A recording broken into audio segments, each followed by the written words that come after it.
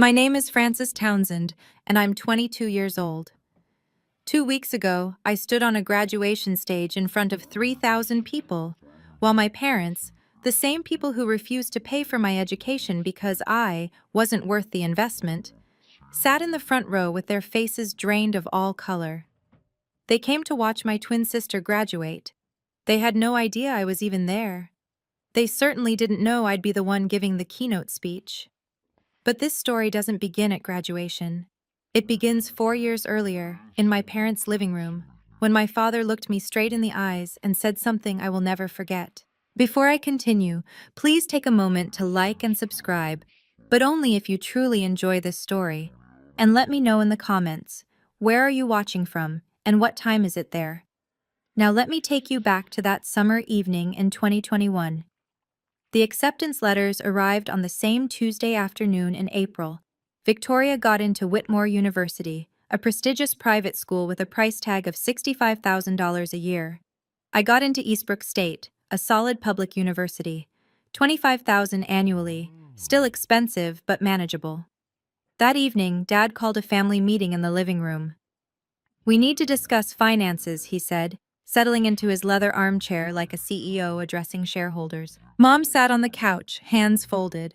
Victoria stood by the window, already glowing with anticipation. I sat across from Dad, still clutching my acceptance letter.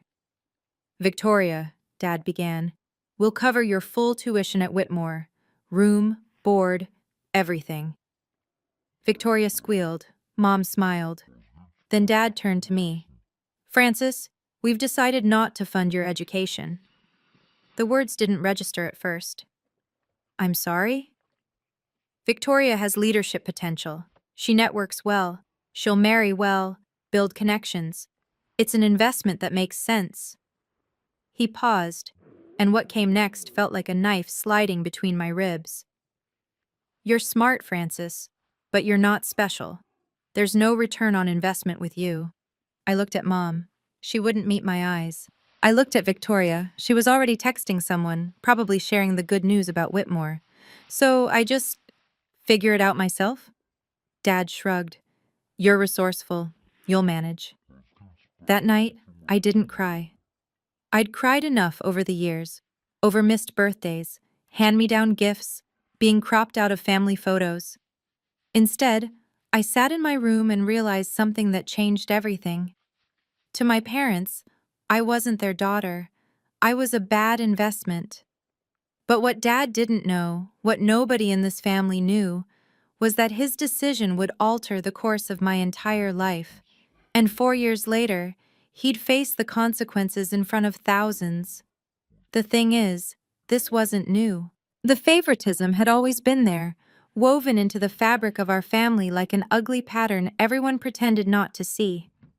When we turned 16, Victoria got a brand new Honda Civic with a red bow on top. I got her old laptop, the one with a cracked screen and a battery that lasted 40 minutes. "We can't afford 2 cars," Mom had said apologetically. But they could afford Victoria's ski trips, her designer prom dress, her summer abroad in Spain. Family vacations were the worst. Victoria always got her own hotel room. I slept on pull-out couches, in hallways, once even in a closet that the resort called a cozy nook. In every family photo, Victoria stood center frame, glowing. I was always at the edge, sometimes partially cut off, like an afterthought. When I finally asked Mom about it, I was 17, desperate for answers. She just sighed. "Sweetheart, you're imagining things. We love you both the same." But actions don't lie. A few months before the college decision, I found Mom's phone unlocked on the kitchen counter. A text thread with Aunt Linda was open. I shouldn't have read it, but I did. "Poor Frances," Mom had written. "But Harold's right. She doesn't stand out. We have to be practical." I put the phone down and walked away. That night, I made a decision I told no one about. Not because I wanted revenge, because I wanted to prove something to myself. I opened my laptop, the cracked one with the dying battery, and typed into the search bar, "Full scholarships for independent students." The results loaded slowly, but what I found would change everything. I did the math at 2 a.m., sitting on my bedroom floor with a notebook and a calculator. Eastbrook State, $25,000 per year. 4 years, $100,000. Parents' contribution, $0. My savings from summer jobs, $2,300. The gap was staggering. If I couldn't close it, I had 3 options. Drop out before I even started. Take on 6 figures of student debt that would follow me for decades. Or go part-time, stretching a 4-year degree into 7 or 8 while working full-time. Every path led to the same place, becoming exactly what my father said I was. The failure, the bad investment, the twin who didn't make it. I could already hear the family conversations at Thanksgiving. Victoria's doing so well at Whitmore. Frances? Oh, she's still figuring things out. But this wasn't just about proving them wrong. It was about proving myself right. I scrolled through scholarship databases until my eyes burned. Most required recommendations, essays, proof of financial need. Some were scams. Others had deadlines that had already passed. Then I found something. Eastbrook had a merit scholarship program for first-generation and independent students. Full tuition coverage, plus a living stipend. The catch? Only 5 students per year were selected. The competition was brutal. I saved the link. Then I kept scrolling. And that's when I first saw the name that would eventually change my life. The Whitfield Scholarship. Full ride, $10,000 annually for living expenses. Awarded to only 20 students nationwide. I laughed out loud. 20 students in the entire country. What chance did I have? But I bookmarked it anyway. I had 2 choices: accept the life my parents designed for me or design my own. I chose the second. But to do that, I needed a plan. And I needed it immediately. I filled an entire notebook that summer. Every page was a calculation. Every margin was covered in plans. Job number 1, barista at the Morning Grind, a campus cafe. Shift, 5 to 8 a.m. Estimated monthly income, $800. Job number 2, cleaning crew for the residence halls. Weekends only, $400 a month. Job number 3, teaching assistant for the economics department if I could land it, another $300. Total, $1,500 per month, roughly $18,000 a year. Still $7,000 short of tuition. That gap would have to come from scholarships, merit-based ones. The kind you earn, not the kind you're handed. I found the cheapest housing option within walking distance of campus, a tiny room in a house shared with 4 other students. $300 a month, utilities included. No parking, no AC, no privacy. It would have to do. My schedule crystallized into something brutal but precise. 5 a.m. Work at the cafe. 9 a.m. to 5 p.m. Classes. 6 p.m. to 10 p.m. Study, work, or TA duties. Sleep. 11 p.m. to 4 a.m. 4 to 5 hours a night. For 4 years. The week before I left for college, Victoria posted photos from her Cancun trip with friends. Sunset beaches, margaritas, laughter. I was packing my thrift store comforter into a second-hand suitcase. Our lives were already diverging, and we hadn't even started yet. But here's what kept me going. Every night before sleep, I'd whisper the same thing to myself. This is the price of freedom. Freedom from their expectations. Freedom from their judgment. Freedom from needing their approval. I didn't know then how right I'd be, and I didn't know that somewhere on the Eastbrook campus, there was a professor who would see something in me that my own parents never could. Freshman year Thanksgiving. I sat alone in my tiny rented room, phone pressed to my ear, listening to the sounds of home. Laughter in the background, the clink of dishes, the warm chaos of a family gathering I wasn't part of. Hello? Frances? Mom's voice was distant, distracted. Hi, Mom. Happy Thanksgiving. Oh, yes, happy Thanksgiving, honey. How are you? I'm okay. Is Dad there? Can I talk to him? A pause. Then I heard his voice in the background, muffled but clear. Tell her I'm busy. The words landed like stones. Mom's voice returned, artificially bright. Your father's just in the middle of something. Victoria was telling the funniest story. It's fine, Mom. Are you eating enough? Do you need anything? I looked around my room, at the instant ramen on my desk, at the second-hand blanket, at the textbook I'd borrowed from the library because I couldn't afford to buy it. No, Mom, I don't need anything. Okay, well, we love you. Love you too. I hung up.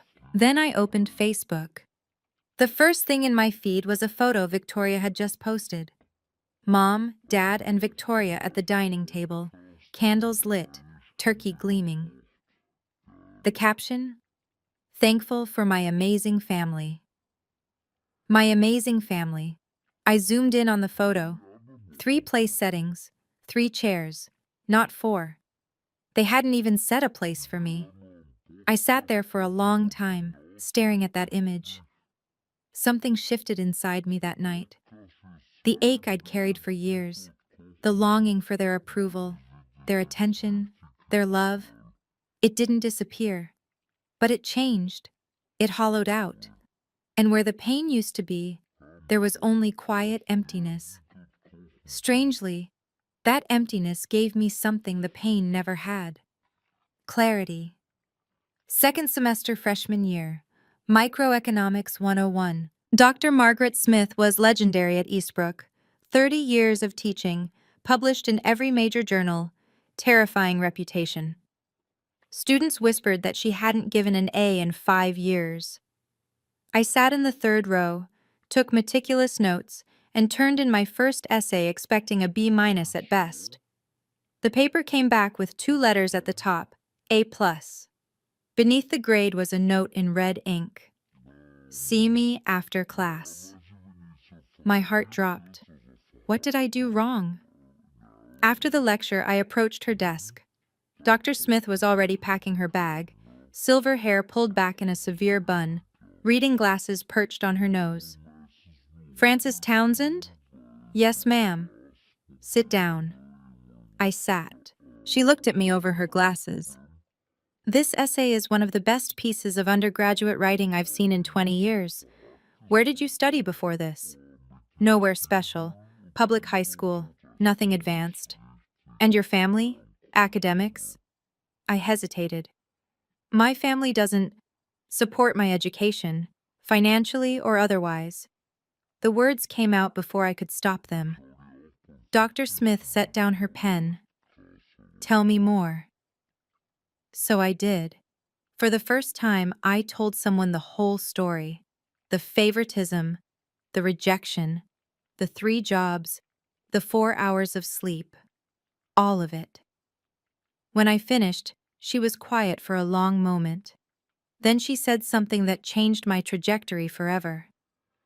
Have you heard of the Whitfield Scholarship? I nodded slowly. I've seen it, but it's impossible. 20 students nationwide, she said. Full ride, living stipend, and the recipients at partner schools give the commencement address at graduation. She leaned forward. Frances, you have potential. Extraordinary potential. But potential means nothing if no one sees it. Let me help you be seen. The next 2 years blurred into a relentless rhythm. Wake at 4 a.m., coffee shop by 5, classes by 9, library until midnight, sleep, repeat. I missed every party, every football game, every late-night pizza run. While other students built memories, I built a GPA, 4.0, 6 semesters straight. There were moments I almost broke. Once I fainted during a shift at the cafe. Exhaustion, the doctor said. Dehydration. I was back at work the next day. Sky. Another time I sat in my car. Rebecca's car, actually. She'd lent it to me for a job interview and cried for 20 minutes. Not because anything specific had happened, just because everything had happened, all at once, for years. But I kept going. Junior year, Dr. Smith called me into her office. I'm nominating you for the Whitfield. I stared at her. You're serious? 10 essays, 3 rounds of interviews. It'll be the hardest thing you've ever done. She paused. But you've already survived harder. The application consumed 3 months of my life. Essays about resilience, leadership, vision, phone interviews with panels of professors, background checks, reference letters. Somewhere in the middle of it, Victoria texted me, first time in months. Mom says you don't come home for Christmas anymore? That's kinda sad, TBH. I read the message. Then I put my phone face down and went back to my essay. The truth? I couldn't afford a plane ticket, but even if I could, I wasn't sure I wanted to go. That Christmas, I sat alone in my rented room with a cup of instant noodles and a tiny paper Christmas tree Rebecca had made me. No family, no presents, no drama. It was somehow the most peaceful holiday I'd ever had. The email arrived at 6:47 a.m. on a Tuesday in September, senior year. Subject: Whitfield Foundation. Final round notification. My hands were shaking so badly I could barely scroll. Dear Ms. Townsend, congratulations. Out of 200 applicants, you have been selected as one of 50 finalists for the Whitfield Scholarship. The final round will consist of an in-person interview at our New York headquarters. 50 finalists, 20 winners. I had a 40% chance, if all things were equal. But things were never equal. The interview was scheduled for a Friday, in New York, 800 miles away. I checked my bank account, $847. A last-minute flight would cost $400 minimum, a hotel would eat the rest, and I had rent due in 2 weeks. I was about to close the laptop when Rebecca knocked on my door. Frankie, you look like you saw a ghost. I showed her the email. She screamed. Literally screamed. You're going, she said. End of discussion. Beck, I can't afford... Bus ticket, $53, leaves Thursday night, arrives Friday morning.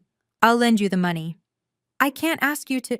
You're not asking. I'm telling. She grabbed my shoulders. Frankie, this is your shot. You don't get another one. So I took the bus. 8 hours overnight, arriving in Manhattan at 5 a.m. with a stiff neck and a borrowed blazer from the thrift store. The interview waiting room was full of polished candidates, designer bags, parents hovering nearby, easy confidence. I looked down at my second-hand outfit, my scuffed shoes. I don't belong here, I thought. Then I remembered Dr. Smith's words. You don't need to belong. You need to show them you deserve to. 2 weeks after the interview, I was walking to my morning shift when my phone buzzed. Subject: Whitfield Scholarship. Decision. I stopped in the middle of the sidewalk. A cyclist swerved around me, cursing. I didn't hear him. I opened the email. Dear Ms. Townsend, we are pleased to inform you that you have been selected as a Whitfield Scholar for the class of 2025. I read it 3 times, then a 4th. Then I sat down on the curb and cried. Not quiet tears. Ugly, heaving sobs that made strangers stare. 3 years of exhaustion, loneliness, and grinding determination poured out of me right there on the sidewalk outside the morning grind. I was a Whitfield Scholar. Full tuition. $10,000 a year for living expenses. And the right to transfer to any partner university in their network. That night, Dr. Smith called me personally. Francis, I just got the notification. I'm so proud of you. Thank you for everything. There's something else, she said. The Whitfield allows you to transfer to a partner school for your final year. Whitmore University is on the list. Whitmore, Victoria's school. If you transfer, Dr. Smith continued, you'd graduate with their top honors, and the Whitfield Scholar delivers the commencement speech. My breath caught. Francis, you'd be valedictorian. You'd speak at graduation, in front of everyone. I thought about my parents, about them sitting in the audience for Victoria's big day, completely unaware I was there. I'm not doing this for revenge, I said quietly. I know. I'm doing it because Whitmore has the better program for my career. I know that too. I pause. But if they happen to see you shine, that's just a bonus. I made my decision that night, and I told no one in my family. 3 weeks into my final semester at Whitmore, it happened. I was in the library, third floor, tucked into a corner carrel with my constitutional law textbook, when I heard a voice that made my stomach drop. Oh my God. Francis? I looked up. Victoria stood 3 feet away, a half-empty iced latte in her hand, mouth hanging open. What are you? How are you?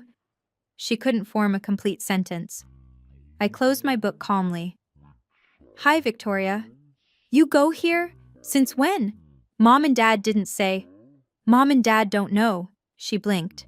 What do you mean they don't know? Exactly what I said. They don't know I'm here. Victoria set her coffee down, still staring at me like I'd materialized from thin air. But how? They're not paying for... how did you... I paid for it myself. For Whitmore. I transferred. Scholarship. The word hung between us. Victoria's expression shifted. Confusion, disbelief, and something else. Something that looked almost like shame. Why didn't you tell anyone? I looked at her. My twin sister. The one who'd gotten everything I'd been denied. The one who'd never asked, not once in 4 years, how I was surviving. Did you ever ask? She opened her mouth, closed it.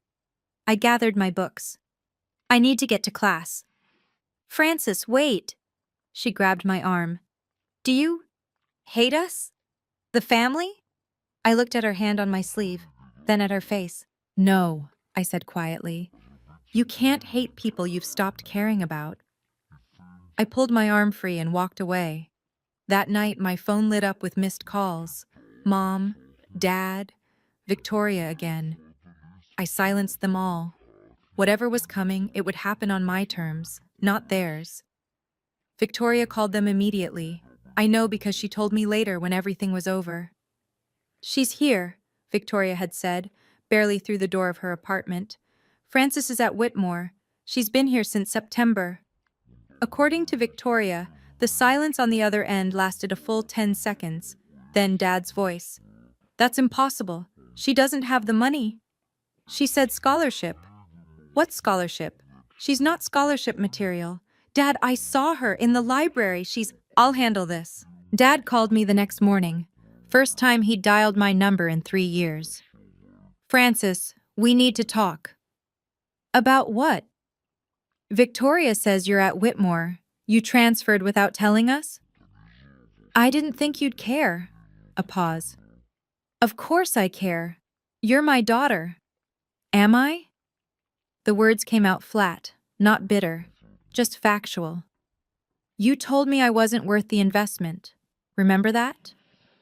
Silence. Francis, That was 4 years ago, in the living room.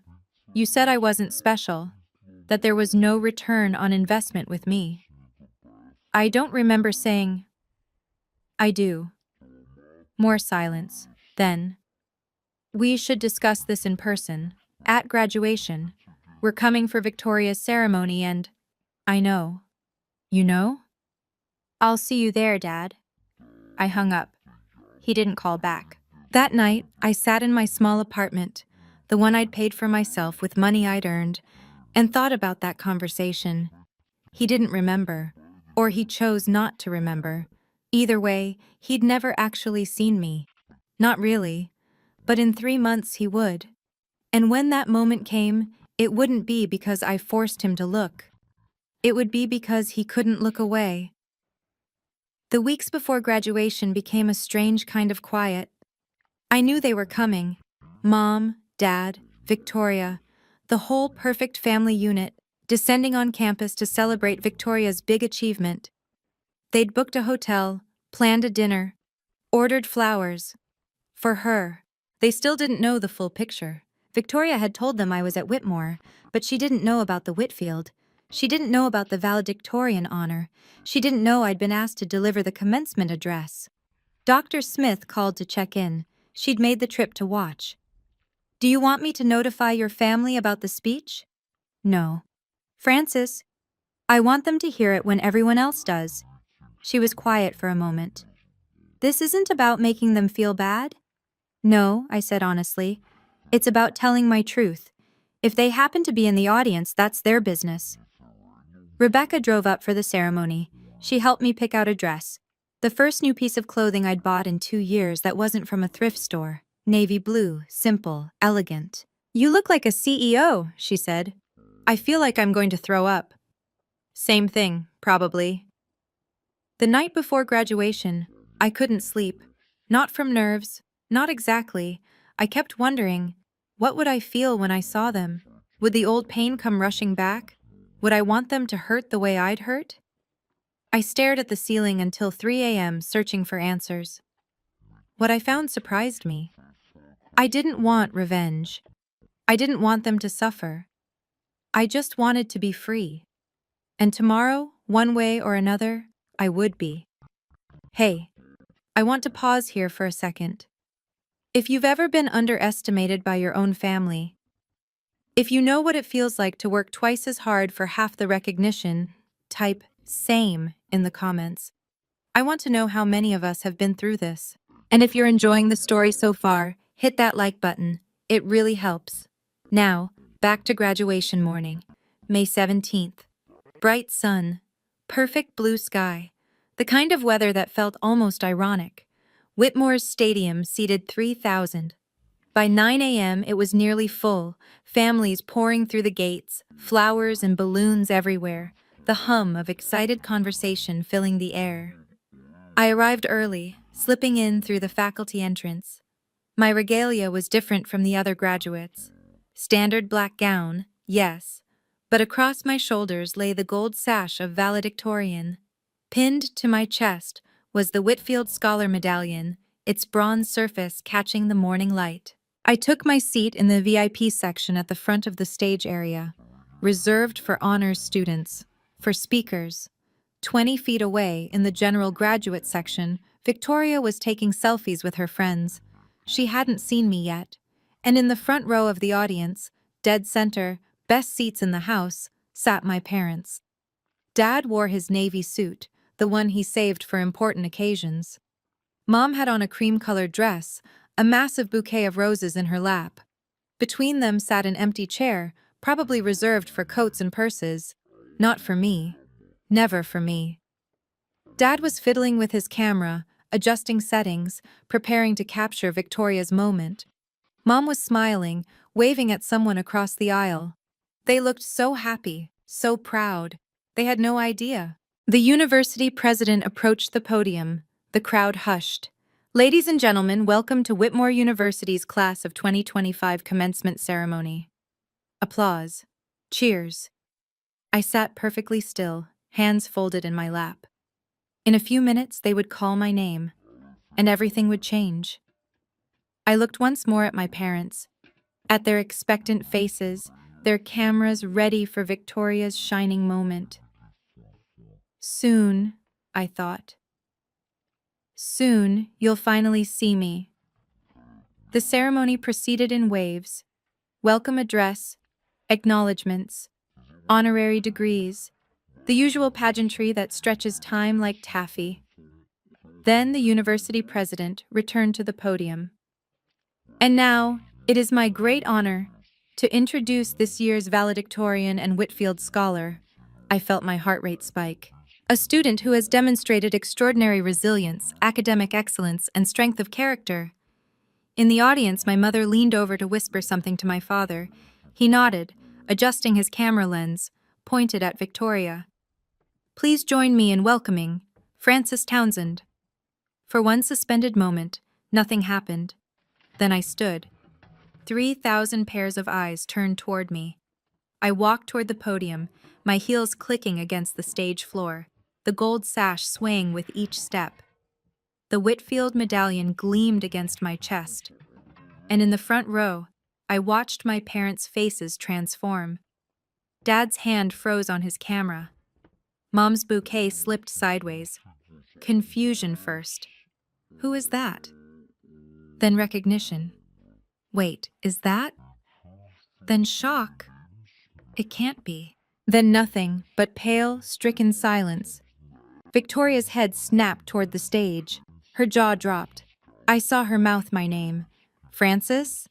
I reached the podium, adjusted the microphone. 3,000 people applauded. My parents didn't. They just sat there, frozen, as if someone had pressed pause on their entire world. For the first time in my life, they were looking at me. Really looking.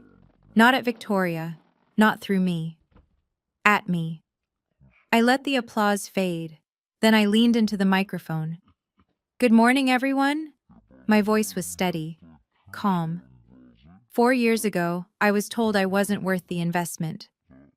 In the front row, my mother's hand flew to her mouth. Dad's camera hung useless at his side.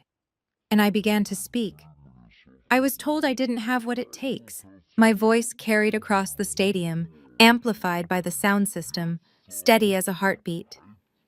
I was told to expect less from myself because others expected less from me. 3,000 people sat in perfect silence. So I learned to expect more.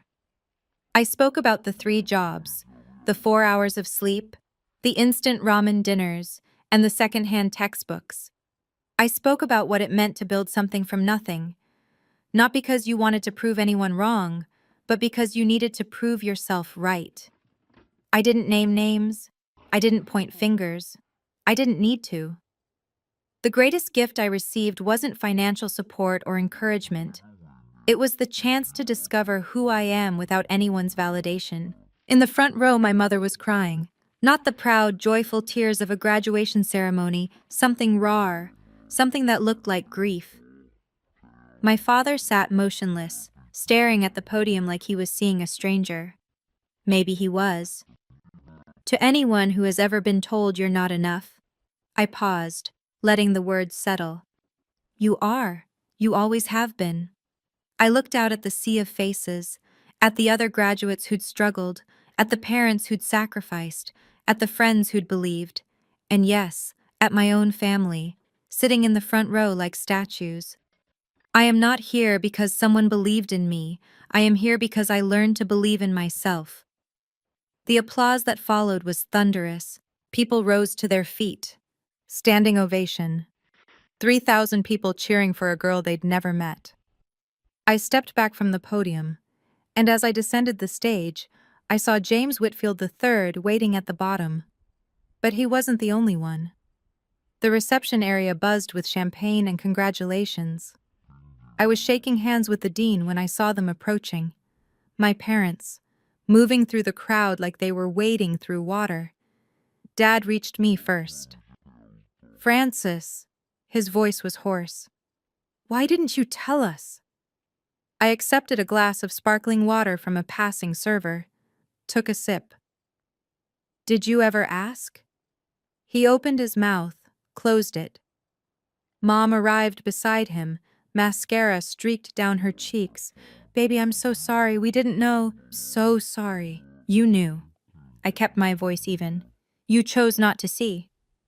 That's not fair, Dad started. Fair? The word came out calm, not sharp. You told me I wasn't worth investing in. You paid $250,000 for Victoria's education and told me to figure it out myself. That's what happened. Mom reached for me. I stepped back. Francis, please. I'm not angry, I said. And I meant it. The anger had burned away years ago, replaced by something cleaner. But I'm not the same person who left your house 4 years ago. Dad's jaw tightened. I made a mistake. I said things I shouldn't have. You said what you believed. I met his eyes. You were right about one thing, though. I wasn't worth the investment, not to you, but I was worth every sacrifice I made for myself. He flinched like I'd struck him. James Whitfield III appeared at my elbow, extending his hand. Miss Townsend, brilliant speech. The foundation is proud to have you. I shook his hand while my parents watched. The founder of one of the nation's most prestigious scholarships, treating their worthless daughter like a treasure. I saw it hit them then.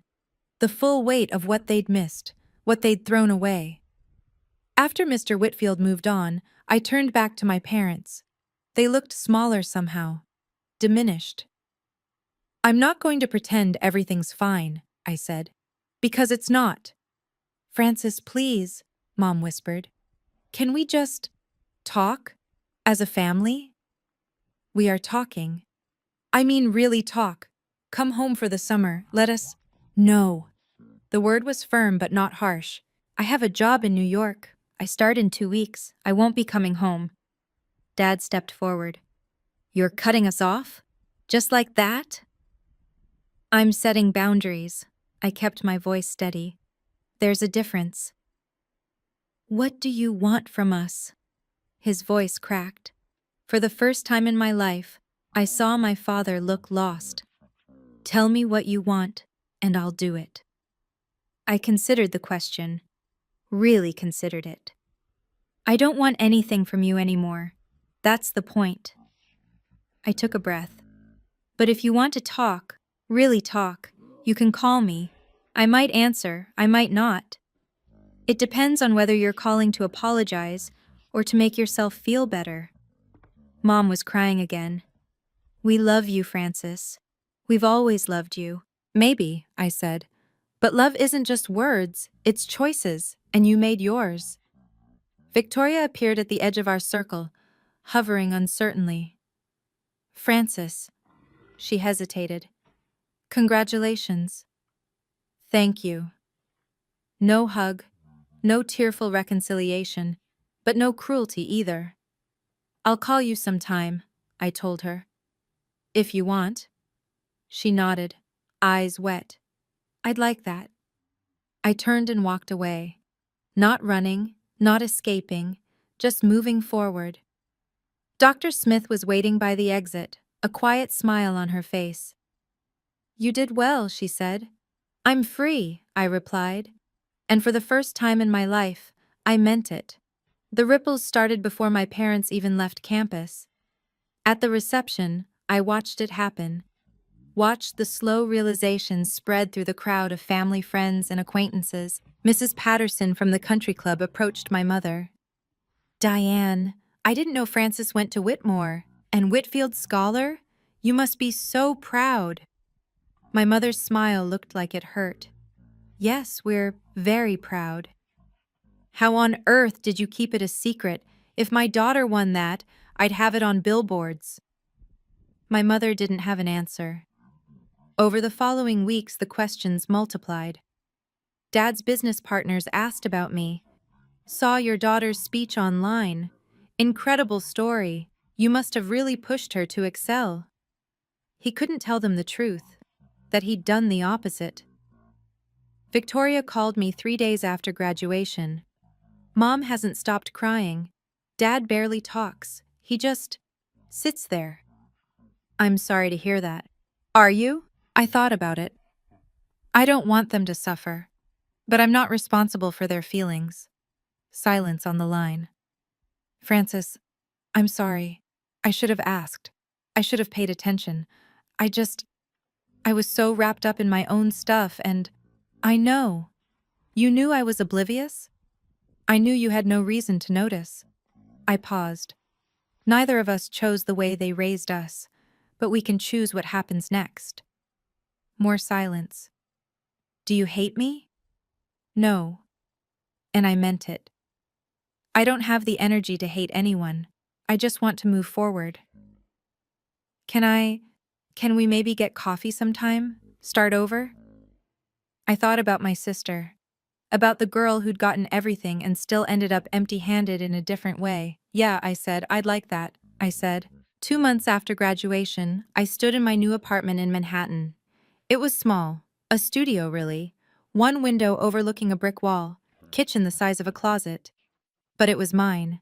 I'd signed the lease with money from my first paycheck at Morrison & Associates, one of the top financial consulting firms in the city.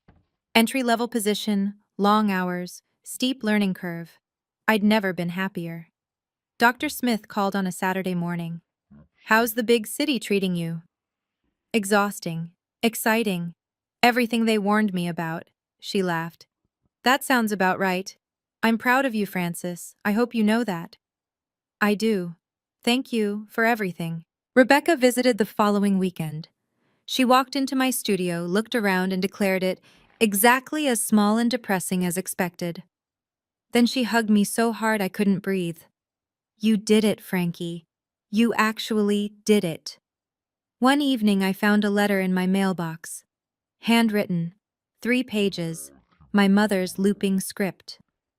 Dear Francis, I don't expect you to forgive us. I'm not sure I would if I were you.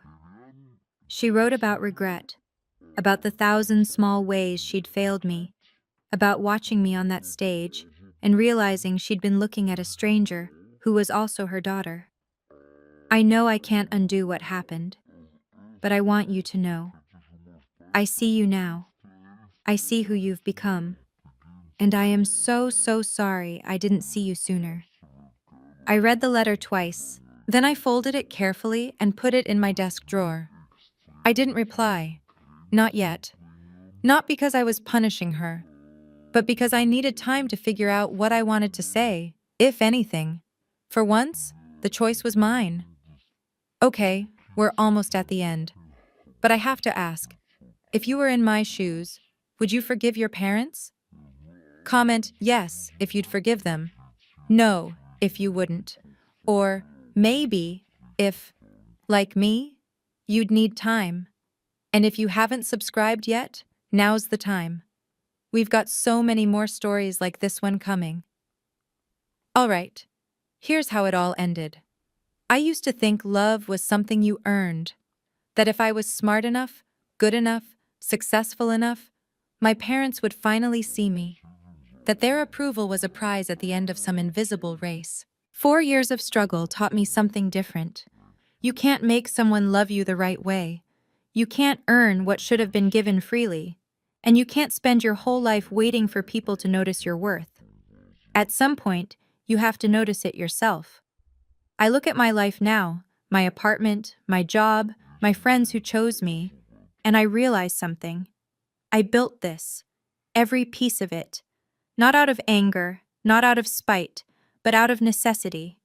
My parents' rejection didn't break me, it rebuilt me. The girl who sat in that living room 4 years ago, desperate for her father's approval, she doesn't exist anymore. In her place is a woman who knows exactly what she's worth and doesn't need anyone else to validate it. Some nights, I still think about them, about the family dinners I wasn't invited to, the Christmas photos without my face, the $250,000 they spent on my sister while I ate ramen in a rented room. It still hurts sometimes. I don't think it ever stops hurting completely, but the hurt doesn't control me anymore. I've learned something that took years to understand. Forgiveness isn't about letting someone off the hook. It's about releasing your own grip on the pain. I'm not there yet, not fully, but I'm working on it. And for the first time in my life, I'm working on it for me. Not to make anyone else comfortable, not to keep the peace, just for me. 6 months after graduation, my phone rang. Dad. I almost let it go to voicemail, almost. Hello? Francis? His voice sounded different, tired. Thank you for picking up. I wasn't sure I would. Silence. Then, I deserve that. I waited. I've been thinking, every day since graduation, trying to figure out what to say to you. He paused. I keep coming up empty. Then just say what's true. Another long pause. I was wrong. Not just about the money. About everything.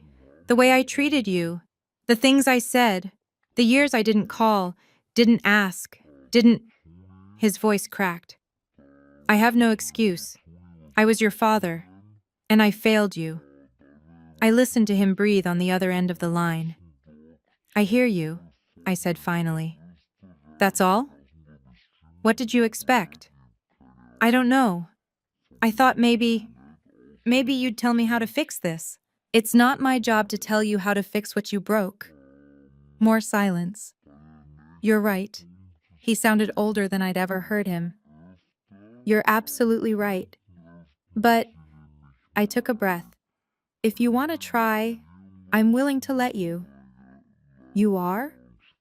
I'm not promising anything. No family dinners, no pretending everything's fine. But if you want to have a real conversation, honest, no deflecting, I'll listen. That's more than I deserve. Yes, it is. He laughed, a small, broken sound. You've always been the strong one, Francis. I was just too blind to see it. Yeah, I said. You were. We talked for a few more minutes. Nothing profound. Just two people trying to find common ground across years of wreckage.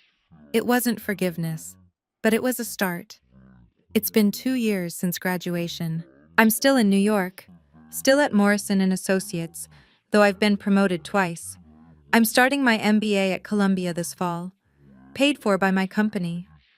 The kid who ate ramen and slept 4 hours a night? She'd hardly recognize me now.